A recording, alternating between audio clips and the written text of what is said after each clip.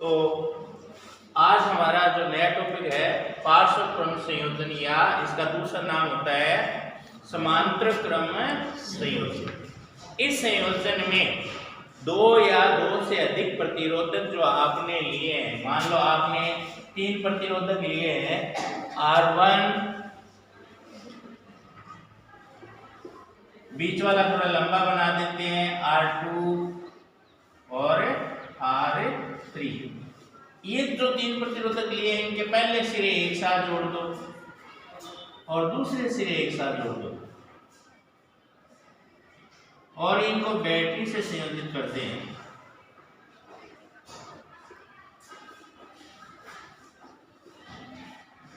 इस प्रकार का संयोजन समांतर क्रम संयोजन कहलाता है।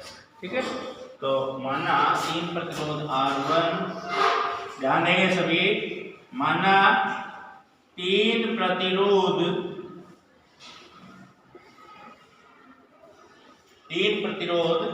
R1, R2 और R3 समांतर क्रम में संयोजित है।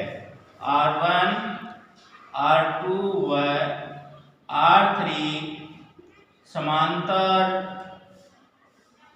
क्रम में संयोजित है, ध्यान देंगे इधर।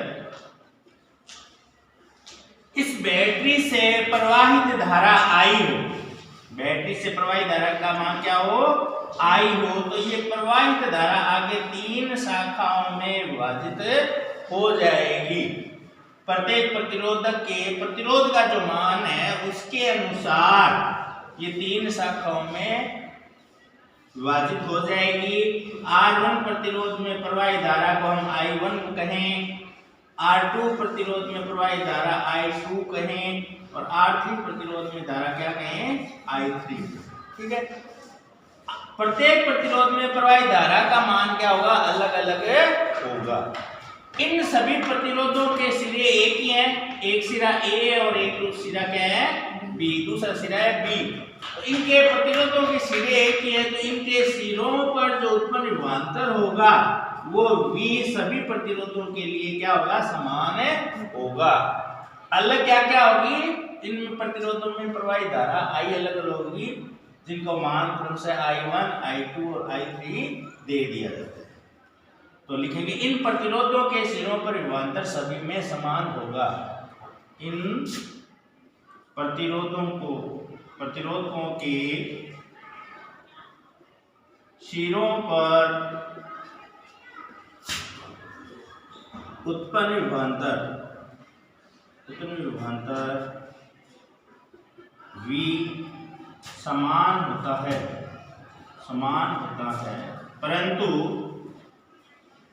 प्रत्येक प्रतिरोधक में प्रवाहित धारा का मान अलग अलग होता है। परंतु प्रत्येक प्रतिरोधक में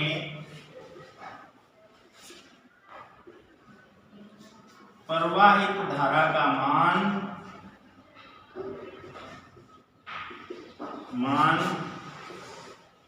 भिन्न भिन्न होगा।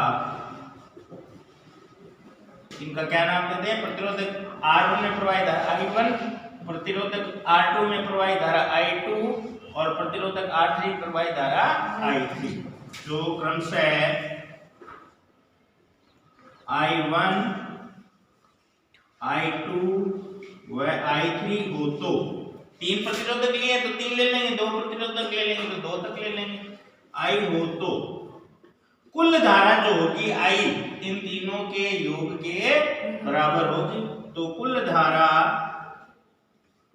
I बराबर I1 plus I2 plus I3, ये समीकरण नंबर 1। ये क्या कह रहा है कि कुल धारा जो प्रवाहित थी वो यहाँ पर आकर के 3 शाखाओं में बंट गई।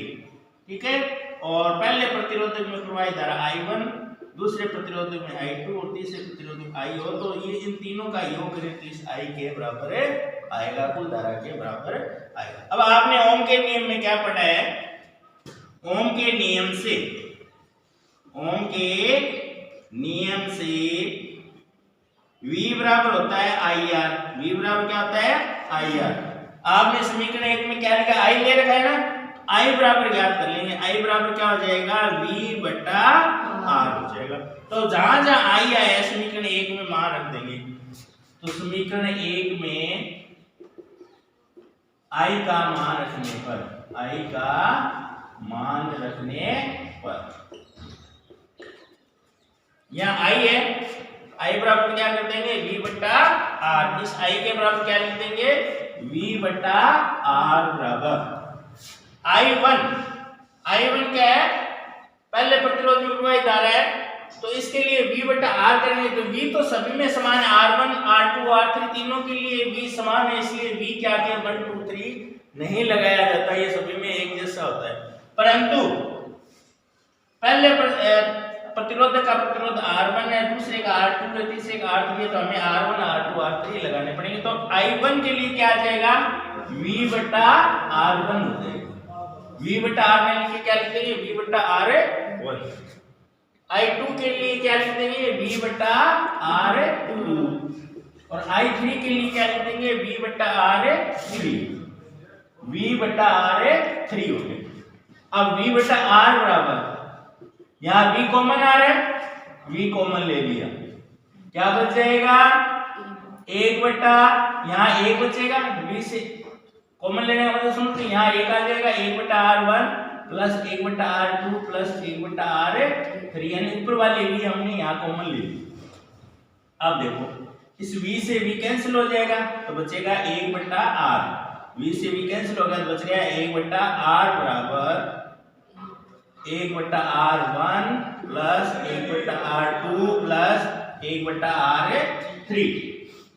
यहाँ 3 ले लो, अगर ज्यादा है तो यानी 1 बटा r है, जितने तार हैं उतने तक ये प्लस में करते रहते हैं। 2 है तो 2 तक लिख दोगे, 3 है तो 3 तक लिख लोगे, ज्यादा है तो ज्यादा कर दो।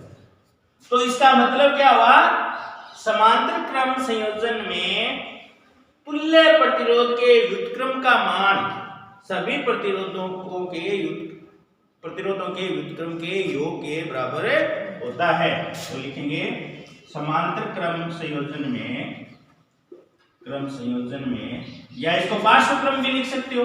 क्या लिख सकते हो तुम, पार्श्व क्रम संयोजन में तुल्य प्रतिरोध के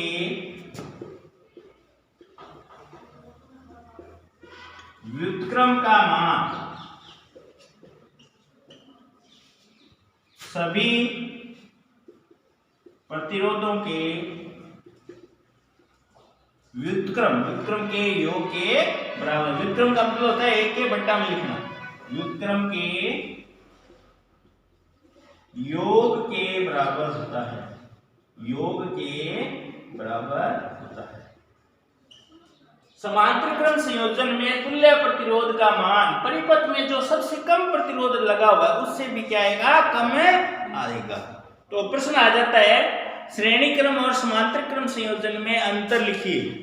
श्रेणी क्रम संयोजन और समांतर क्रम संयोजन में अंतर लिखिए। तो 3-4 अंतर होते हैं कि श्रेणी क्रम संयोजन में पहले प्रतिरोध का दूसरे सिरे का प्रतिरोध का पहला सिरा दूसरे के दूसरे सिरे से तीसरे का पहला सिरा जुड़ा होता है, परंतु समांतर क्रम में सिरे में पहले सिरे एक साथ और दूसरे सिरे एक साथ संयोजित होते। एक अंतर तो ये। दूसरा, श्रेणी क्रम संयोजन में सभी प्रतिरोधों में समान मान की धारा बहती है, क्योंकि एक लाइन में जुड़े हुए। जबकि समांतर क्रम संयोजन में प्रत्येक प्रतिरोध में प्रवाही धारा का मान क्या होता है, अलग अलग होता है। तीसरा अंतर देखेंगे। तीसरा अंतर क्या है, तीसरा अंतर है विभवांतर का। श्रेणी क्रम में आपने देखा था कि प्रत्येक प्रतिरोध के सिरों पर विभवांतर अलग अलग होता है, तो श्रेणी क्रम में तो प्रत्येक प्रतिरोध के सिरों पर विभवांतर अलग अलग होता है, और समांतर क्रम संयोजन में प्रत्येक प्रतिरोध के सिरों पर विभवांतर भी समान होता है। तीसरा अंतर। चौथा अंतर ये कि श्रेणी क्रम संयोजन में तुल्य प्रतिरोध का मान सभी प्रतिरोधों के योग के बराबर होता है। श्रेणी क्रम में आपने देखा था R बराबर R1 plus R2 plus R3, यानी तुल्य प्रतिरोध का मान सभी प्रतिरोधों के योग के बराबर होता है। लेकिन समांतर क्रम संयोजन में तुल्य प्रतिरोध का मान सबसे कम प्रतिरोध से भी कम होता है। ये चार अंतर आते हैं श्रेणी क्रम और समांतर क्रम संयोजन। ठीक है, आपकी पाठ्य पुस्तक में एक उदाहरण दिया है 12.8 जो कि समांतर क्रम संयोजन पे आधारित है। ये कह रहा है कि चित्र में, इस चित्र में आप देख लो चित्र कौन सा क्रम है, पार्श्व क्रम या समांतर क्रम कह सकते हैं इसको, श्रेणी क्रम में तो नहीं है ना। तो ये आपके चित्र में पार्श्व क्रम संयोजन का चित्र दिया हुआ है। आपके पेपर में सवाल आएंगे तब ऐसे चित्र बने हुए भी आ सकते हैं, डायरेक्ट लैंग्वेज भी आ सकती है। तो ये कह रहा है इस चित्र को देखते हुए कि तीन प्रतिरोधक है R1, R2 और R3 जो कि समांतर क्रम में संयोजित है। इसमें R1, R2 और R3 के मान क्रमशः R1 का जो प्रतिरोधक है वो तो है 5 ओम, R2 प्रतिरोधक है ये 10 ओम और R3 प्रतिरोधक है ये कितना दिया हुआ है 30 ओम दिया हुआ है। ठीक है, आगे दी गई उत्तर तथा इन्हें 12 वोल्ट की बैटरी से संयोजित किया गया है। वोल्टा जो V है ये कितना है 12 वोल्ट, तो V बराबर लिख देंगे 12 वोल्ट। आपको मैंने एक बार पहले भी बताया था कि परिपथ में जो बैटरी की वोल्टता होती है, परिपथ के सिरों पर विभवांतर जो कुल होता है उन सभी विभवांतरों का कुल योग करोगे तो इस बैटरी की वोल्टता के हमेशा बराबर ही आता है। ठीक है, तो V का मान कितना हो गया 12 वोल्ट। अब सवाल में आपको क्या बातें कह रहे हैं, तीन बातें ज्ञात करनी है। प्रत्येक प्रतिरोधक से प्रवाहित धारा ज्ञात करो। प्रत्येक प्रतिरोधक से प्रवाहित धारा ज्ञात कीजिए एक तो। दूसरा आपको ज्ञात करना है, ध्यान देंगे, परिपथ में प्रवाहित कुल विद्युत धारा। परिपथ में प्रवाहित कुल धारा। और तीसरी चीज आपको ज्ञात करनी है, परिपथ का कुल प्रतिरोध या तुल्य प्रतिरोध कह दो, परिपथ का कुल प्रतिरोध। अब ध्यान देंगे, इधर बोर्ड पे देखेंगे सभी बच्चे, ये राशि आपको इस चित्र में दी गई, आपने लिख लिया सवाल के अनुसार। अब ये क्या कह रहा है, आपको समांतर क्रम संयोजन में तीन बातें ज्ञात करनी होती है। सबसे पहले तो ज्ञात करना होता है इसका प्रभावी प्रतिरोध क्या होता है, तुल्य प्रतिरोध, जो कि सूत्र होता है 1/R बराबर 1/R1 plus 1/R2 plus 1/R3। जितने भी प्रतिरोधक है उतने तक करते हैं। दूसरी चीज आपको सदैव ज्ञात करनी पड़ती है, इस परिपथ में कुल प्रवाहित धारा I का सूत्र क्या होता है, ओम के नियम से I बराबर V/R। आपने पढ़ा ना, V बराबर क्या होता है IR, तो पक्षांतरण करोगे तो I बराबर क्या हो जाएगा V/R। V आपको दिया हुआ है ये, और R कौन सा ज्ञात करोगे, जो तुल्य प्रतिरोध ज्ञात किया ना उसका भाग, तो ये आ जाएगा प्रवाहित धारा। ठीक है, और प्रत्येक प्रतिरोध में धारा कैसे ज्ञात करोगे, सूत्र वही लगेगा V/R, लेकिन यहाँ हो जाएगा V/R1, यहाँ हो जाएगा V/R2, और तीसरे में प्रवाहित धारा के लिए आ जाएगा सूत्र V/R3। जो I1, I2 और I3 आएगा उनका जोड़ के देखोगे तो कुल धारा I के बराबर होगा। तो आप इसमें पहले धारा ज्ञात करने की स्टेप पहले दी गई है, तो सबकी I1, I2 और I3 ज्ञात कर लेंगे, तीनों को जोड़ देंगे तो प्रवाहित धारा अपने आप आ जाएगी। यहाँ पे फॉर्मूले से ज्ञात करने की जरूरत नहीं है। लेकिन सही तरीका क्या होता है, आप हमेशा ध्यान रखना, ऐसे सवाल आते हैं सबसे पहले आपको तुल्य प्रतिरोध ज्ञात करना चाहिए। आपको कहा हुआ वो सवाल में चाहिए, नहीं कहा हुआ। तुल्य प्रतिरोध ज्ञात करने के बाद में परिपथ में कुल प्रवाहित धारा का मान आपको ज्ञात करना चाहिए, और परिपथ में जब कुल धारा आ जाए उसके बाद में प्रत्येक प्रतिरोधक के सिरों पर उत्पन्न प्रत्येक प्रतिरोधक में प्रवाहित धारा आपको ज्ञात करनी चाहिए। समझ आ गई बात। तो सबसे पहले हम क्या ज्ञात करेंगे, परिपथ का कुल प्रतिरोध। हालांकि ये बाद में दिया है, लेकिन हमें हमेशा आदत डालनी है कि हम कुल तुल्य प्रतिरोध पहले ज्ञात करें। तो लिखेंगे, पहला बिंदु हो जाएगा अपना, एक बिंदु हो जाएगा परिपथ का कुल प्रतिरोध। परिपथ का कुल प्रतिरोध, प्रतिरोध कौन सा क्रम संयोजन है, ये पार्श्व क्रम संयोजन है, तो लिख देंगे पार्श्व क्रम संयोजन से 1/R बराबर 1/R1 प्लस 1/R2, 3 है ना, 1/R3 कर देंगे। तो 1/r बराबर R1 का मान कितना है 5, 1/5 हो जाएगा, प्लस R2 का मान कितना है 10, 1/10 हो जाएगा, प्लस R3 का मान कितना है 30, तो 1/30 हो जाएगा। 1/r बराबर 5, 10 और 30 का लघुत्तम आएगा 30। 30 में 5 का भाग दोगे 6, 6 एकम 6। 30 में 10 का भाग दोगे 3 बार जाएगा, 3 एकम 3। 30 में 30 का भाग दो 1 बार जाएगा, 1 एकम 1, 6 3 और 1 10/30 आया। ये ध्यान देना यहाँ पे तुल्य प्रतिरोध नहीं है, ये तुल्य प्रतिरोध का व्युत्क्रम है। तो अपन संख्या पलट लेंगे तो तुल्य प्रतिरोध आ जाएगा। 1/r को अपन बना लेंगे r, तो यहाँ लिख देंगे तुल्य प्रतिरोध r बराबर 30 ऊपर चला जाएगा, 10 नीचे आ जाएगा, 30/10। ध्यान देना हर समांतर क्रम संयोजन में ये ज्ञात करने के बाद में आपको इसका व्युत्क्रम को तुल्य प्रतिरोध r में बदलना है, इसलिए हर सवाल में आपको संख्याएं पलटनी होगी। भूलोगे तो नहीं ना, ठीक है। कितना आ जाएगा 3। आपने प्रतिरोध ज्ञात किया तो मात्रक लगाना मत भूलना, क्या लिखोगे ओम। दूसरा काम क्या करना है, परिपथ में प्रवाहित कुल धारा। दूसरा हो जाएगा परिपथ में प्रवाहित कुल धारा। परिपथ में प्रवाहित कुल धारा ओम के नियम से निकल जाएगी। कुल धारा ओम के नियम से V बराबर IR, I बराबर क्या हो जाएगा V/R। V कितना हुआ है 12, V कितना है आपके पास 12, R का मान कितना है, तुल्य प्रतिरोध लिखेंगे। हर सवाल में जब कुल धारा ज्ञात करो ना, कुल धारा ज्ञात करनी हो तो आपने जो तुल्य प्रतिरोध ज्ञात किया उसी को बट्टा मिलाओगे। 3 चौके 12, 4 एम्पियर आ जाएगा। धारा का मान क्या लिखोगे, मात्र क्या लिखोगे एम्पियर। तीसरा काम बच गया, प्रत्येक प्रतिरोधक में प्रवाहित धारा I1, I2 और I3 ज्ञात करेंगे। तो तीसरा काम ये हो जाएगा आपका, प्रत्येक प्रतिरोधक में प्रवाहित धारा। प्रत्येक प्रतिरोधक में प्रवाहित धारा ओम के नियम से आपने अभी ज्ञात किया। I बराबर क्या होता है V/R1 होता है। तो पहले प्रतिरोध में धारा, पहले प्रतिरोध में धारा, विद्युत धारा I1 लिखेंगे।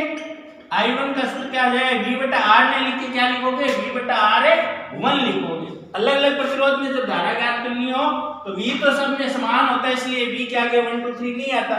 लेकिन प्रत्येक प्रतिरोधक का प्रतिरोध अलग अलग है ना, तो पहले वाले के नीचे क्या लगा दिया R1।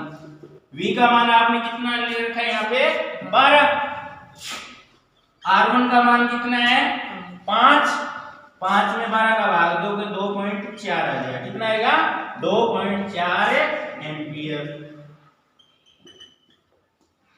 फिर दूसरे प्रतिरोधक में धारा, दूसरे प्रतिरोधक में धारा, विद्युत धारा I2 होगी। आपने लिखी ना यहाँ पे I2 बराबर हो जाएगा V/R2। V का मान 12 है, R2 का मान कितना है 10, 12 में 10 का भाग दो तो आ जाएगा 1.2 एम्पियर। ठीक है, 2.2 आएगा, 4 नहीं आएगा। कितना आएगा 12 में 5 का भाग देते देखो 4 ही आएगा। हाँ ठीक है, 2.4 आ गया। ठीक, अब ये आ गया 1.2। तीसरे प्रतिरोध में धारा, तीसरे प्रतिरोधक में, प्रतिरोध लिख दो, प्रतिरोधक लिख दो, ज्यादा फर्क नहीं, में विद्युत धारा I3 बराबर V/R3 हो जाएगा। V का मान है 12, R3 का मान कितना है 30, तो 12 में 30 का भाग देके देख लो 0.4 आएगा। कितना आएगा 0.4 एम्पियर। अब देखो एक बार आपका सवाल सही है, अगर जांच कर लो 2.4 और 1.2 कितने हुए 3.6, 3.6 में 0.4 जोड़े तो पूरे पूरे 4 एम्पियर होगी। और आपने कुल धारा यहाँ पे कितनी ज्ञात की है 4 एम्पियर। इसका मतलब आपका सवाल है सही है। ठीक है, अब है नेक्स्ट क्वेश्चन। उदाहरण संख्या देखेंगे 12.9। 12.9 में 5 प्रतिरोधक तार लिए गए सारे R1, R2, R3, R4 और R5। बोर्ड पे देखेंगे, बुक में नहीं देखें, बोर्ड पे देखेंगे।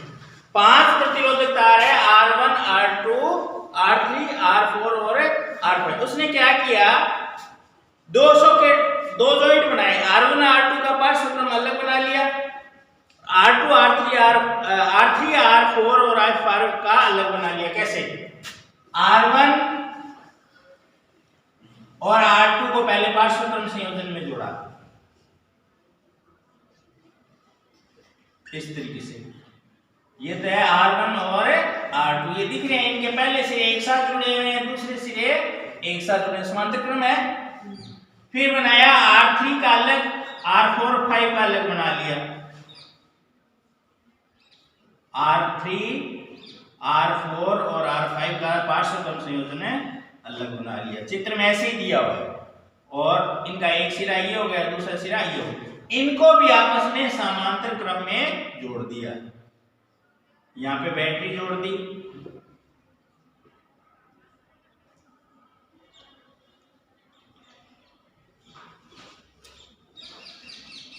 ये बैटरी है, और यहाँ पे अमीटर जोड़ दिया, कुंजी के जोड़ दी, कैसे भी जोड़ सकते हैं, इससे कोई फर्क नहीं पड़ेगा। इस तरीके का संयोजन दिया है। अभी सवाल में आपको देख रहा है, एक पार्श्व क्रम संयोजन यहाँ पे हो गया और दूसरा पार्श्व क्रम संयोजन है यहाँ पे हो गया। तो इन सवालों में जो विद्यार्थियों की दिक्कत आती है, सबसे बड़ी दिक्कत यही आती है कि मैं तुल्य प्रतिरोध कैसे ज्ञात करूं। इस सवाल में आप देखोगे तो एक सर्किट ऊपर वाला है, दिख रहा है ना, ऊपर से अलग से एक परिपथ है ऊपर और दूसरा परिपथ है नीचे। इसका तुल्य प्रतिरोध अलग ज्ञात कर लो, इधर वाले का तुल्य प्रतिरोध अलग ज्ञात कर लो, उनको आपस में जोड़ दो। फिर विद्युत धारा का ज्ञात करने का सूत्र होता है वही I बराबर V बटा R। उसमें तो दिक्कत नहीं आई। तो इस परिपथ में ये क्या कह रहा है, उदाहरण देखेंगे 12.9 में क्या कह रहा है कि चित्र में R1 है 10 ओम का, R1 कितने का है 10 ओम का, R2 है 40 ओम का, R2 कितने का है 40 ओम का, R3 है 30 ओम का, 30 ओम, R4 दिया है 20 ओम, R4 दे दिया 20 ओम का, और R5 दिया है 60 ओम का, R5 दिया है 60। ये 5 प्रतिरोध है जो इस तरीके से जुड़े हुए हैं। अब इनको 12 वोल्ट के विन्यास से संयोजित किया गया। वोल्टता कितनी दे दी, 12 वोल्ट दे दी, 12 वोल्ट, 12 वोल्ट के स्रोत से इसको जोड़ दिए। ये क्या दो बातें आपको पूछ रहा है, एक तो कुल प्रतिरोध ज्ञात कीजिए और परिपथ में प्रवाहित कुल धारा ज्ञात कीजिए। दो बातें पूछ रहे हैं, परिपथ का कुल प्रतिरोध कह दो चाहे तुल्य प्रतिरोध कह दो, कुल प्रतिरोध और परिपथ में प्रवाहित कुल धारा, ये जो बैटरी से निकलने वाली कुल धारा है आई, इसकी गणना करनी है। दूसरा क्या करना है, परिपथ में कुल धारा, परिपथ में कुल धारा, इसकी गणना करनी है। तो सबसे पहले तुल्य प्रतिरोध ज्ञात करेंगे, परिपथ का तुल्य प्रतिरोध, परिपथ का तुल्य प्रतिरोध। आपको मैंने कहा था ये सर्किट दो भागों में बंटा हुआ है, ऊपर वाले का तुल्य प्रतिरोध अलग ज्ञात करोगे और नीचे वाले का तुल्य प्रतिरोध अलग ज्ञात करो। समझ आ गया ना? तो आप इजी वे में करना चाहो तो भाग फर्स्ट का अलग कर लो और भाग सेकंड का अलग कर लो, फिर जोड़ दो, या क्या करो ब्रैकेट में इसका तुल्य प्रतिरोध ज्ञात कर लो, प्लस का निशान लगा के ब्रैकेट में दूसरे वाले का प्रतिरोध ज्ञात कर लो। आपको जैसा आसान लगे वैसा कर लेते। तो मैं इस ऊपर वाले का भाग फर्स्ट और भाग सेकंड के हिसाब से दिखा रहा हूं। भाग फर्स्ट का प्रतिरोध, फर्स्ट का तुल्य प्रतिरोध, कौन सा क्रम संयोजन है, समांतर क्रम संयोजन है ना। 1/R बराबर 1/R1 प्लस 1/R2 हो जाएगा। 1/R बराबर 1/R1 कितना है 10 और R2 कितना है 40, 1/40। लघुत्तम कितना आ जाएगा 40, लघुत्तम आ गया 40 में 10 का भाग दिया 4, 4 एकम 4 प्लस 40 में 40 का भाग दोगे 1, 1 एकम 1, 5/40 आया। तो R बराबर क्या हो जाएगा 40/5 भाग दोगे 8 आएगा ओम।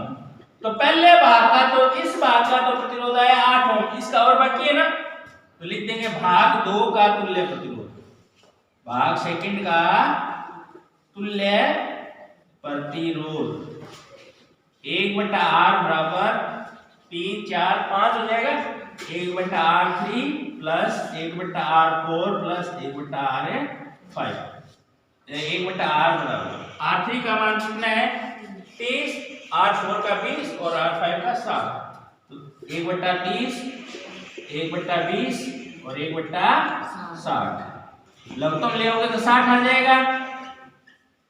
60 में 30 का भाग दिया 2 बार गया 2 एकम 2, 60 में 20 का भाग 3 बार जाएगा 3 एकम 3, 60 में 60 का भाग 1 बार जाएगा 1 एकम 1, कितना आया 6/60 आया।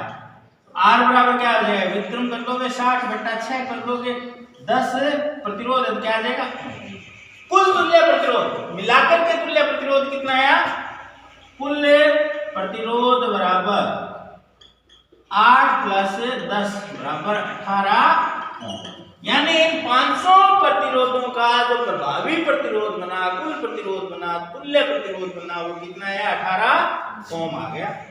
अब परिपथ में कुल धारा ज्ञात कर लो, परिपथ में प्रवाहित कुल धारा, परिपथ में प्रवाहित कुल धारा ओम के नियम से, ओम के नियम से V बराबर IR होता है, I बराबर क्या हो जाएगा R इधर भाग में आ जाएगा V/R, V का मान कितना है 12 और R का मान कितना है 18, तुल्य प्रतिरोध आपने कितना ज्ञात किया 18, 12 में 18 का भाग देके देख लो, भाग जाता नहीं है पॉइंट लग जाएगा, पढ़ा बोलो, या इसको सरल कर लो, 6 से कट रही है ना, 6 दूनी 12, 6 3 18, 2/3 आया ना, 2 में 3 का भाग दे लो, आपके लिए आसान हो जाएगा, भाग जाता नहीं है पॉइंट लग के 0 आ जाएगा, 6 3 18 फिर 2 बच गए 0 लग जाएगा, 0.66 लिख देंगे, कितने लिख देंगे 0.66 कर दोगे तो भी सही है, 6 7 कर दोगे तो भी सही है, 0.66। आइए धारा ज्ञात करो, इसका आगे क्या लिखोगे एम्पीयर, ठीक है। तो इस तरीके से ये सवाल है। अब कुछ प्रैक्टिस और करते हैं प्रभावी प्रतिरोध, बेटा शाही उठा के लाओ, शाही डब्ल्यू उठा के लाओ, जल्दी जाओ एकदम चालू। आपको समांतर क्रम संयोजन के अलग अलग चित्र बना के दे देंगे, ठीक है, खाली तुल्य प्रतिरोध का अभ्यास कर लो, जब तुल्य प्रतिरोध का अभ्यास कर लो ये चीजें एकदम आसान है, फिर तो कोई दिक्कत ही नहीं। तो देखेंगे आपकी समझ जाने के लिए, जैसे ये दे दिया एक,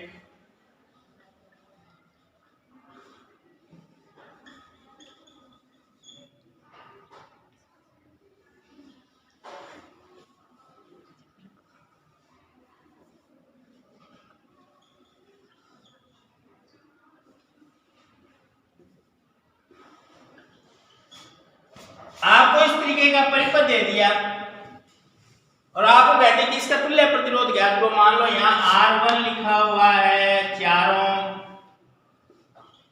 R2 लिखा हुआ है 6 ओम और R3 लिखा हुआ है मान लो 12 ओम, ठीक है, इस तरीके का परिपथ देते तो आपको कहते हैं इसका तुल्य प्रतिरोध ज्ञात करो। तो आपको क्या करना है, पहले तो 2 सिरे नामांकित कर लेने A और B। अब देखो कौन सा समांतर क्रम जुड़ा हुआ है और कौन सा श्रेणी क्रम, यहाँ पे समांतर क्रम और श्रेणी क्रम आपस में एक साथ मिक्स होंगे। तो आप देखोगे ये प्रतिरोध R1 है, R1 के दूसरे सिरे से R2 का पहला सिरा जुड़ा हुआ है, इसका मतलब ये दोनों प्रतिरोध, इनको आप सीधा करेंगे तो एक सीधी लाइन में हो जाएगी कि नहीं हो जाएगी, तो ये दोनों तो है श्रेणी क्रम में, ये दोनों क्या है श्रेणी क्रम में, ये दोनों इसके साथ है समांतर क्रम, यानी इनका और इन दोनों का और इसके साथ सिरे पहले और दूसरे एक ही है ना, तो ये दोनों तो आपस में श्रेणी क्रम में और ये एक अगला इसके समांतर क्रम में। तो तुल्य प्रतिरोध क्या हो जाएगा, एक तुल्य प्रतिरोध 1/R बराबर 1/R1 प्लस 1/R2, R2 साथ में आ जाएगा, R1 प्लस R2 साथ में आ गया, साथ में क्यों कर दिया, क्योंकि ये दोनों तो जुड़ेंगे, ये दोनों क्या है श्रेणी क्रम में है ना, श्रेणी क्रम में है तो क्या होंगे, जुड़ेंगे। ठीक है, प्लस 1/r3, 1/r3। ये बात समझ में आई कि नहीं आई? ये दोनों श्रेणी क्रम में है इसलिए इनको एक साथ ही बट्टा में लिख दिया। प्लस r3 का मान कितना है, 12, 1/r3। अब मान रखेंगे 1/r बराबर 4 प्लस 6 हो जाएगा, 4 प्लस 6 प्लस r3 का कितना है, 6 4 जोड़ेंगे 10 हो जाएंगे, प्लस 1 लघुत्तम जोड़ो कितना आता है, 7 आएगा। कितना आ जाएगा, बड़ी टेबल का बड़ा बोलो, 12 का 12, 12 दूनी 24, 12 दिया 36, 12 चौके 48, 12 पंजे 60, 60 में 10 का भाग पूरा जाता है, लघुत्तम कितना आ गया, 7। 60 में 10 का भाग 6, 60 में 6 10 का भाग देंगे, 6 बार जाएगा 6 कम 6, फिर 60 में 12 का भाग 5 बार जाएगा, 5 कम 5, 11/7। r बराबर क्या हो जाएगा, 60/11। 60 में 11 का भाग दे लो, 11 पंजे 55, बच गए 5, पॉइंट लगे 0, 11 चौके 44, बच गए 6, 0 आ जाएगा। इस तरीके से 5.45 या इतना भी लिख दोगे ना, 5 पॉइंट कितना बार गया, 55, तो 5.45 ओम लिख सकते हो आप। ठीक है, इस तरीके से याद कर सकते हो, या 60/11 लिख के भी छोड़ दोगे, इतना लिख के छोड़ दोगे तो भी आपका सवाल सही है। अगर आप पॉइंटों में नहीं निकालना चाहो ना तो इतना करके भी छोड़। और करते हैं ऐसे ही सवाल।